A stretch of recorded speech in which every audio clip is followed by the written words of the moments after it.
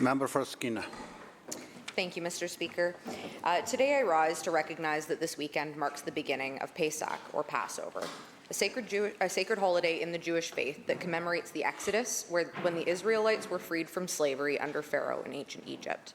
This is a time of remembrance, renewal, and reflection. Around Seder tables here in BC and around the world, Jewish families will gather to tell the story of liberation and reflect on a story as old as our people, a story of faith under fire and of the enduring fight for freedom. But Passover is more than just a historical remembrance. It's also a call to action.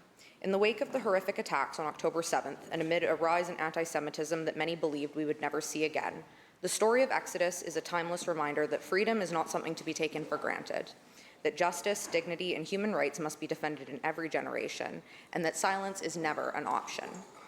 Passover is a time to celebrate the resilience of our people. Freedom is not just a concept, but a sacred responsibility. In an era where governments are seeking to exert even more control over our lives, the message of Passover is clear.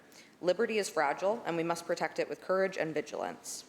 One of the most powerful teachings in the Haggadah tells us, in every generation, each of us is obligated to see ourselves as though we personally came out of Egypt.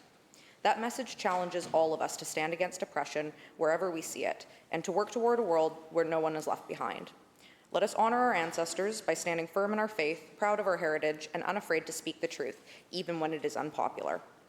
As someone who represents communities facing real hardship, whether it's homelessness, addiction, or the lack of access to basic services, I find the themes of Passover particularly meaningful. The struggle for freedom and dignity is not ancient history, it's ongoing, and we as legislators bear the responsibility to ensure that hope and liberation are not just symbolic ideals, but lived experiences for the people we serve. To all who are observing, Chag Pesach Semiach.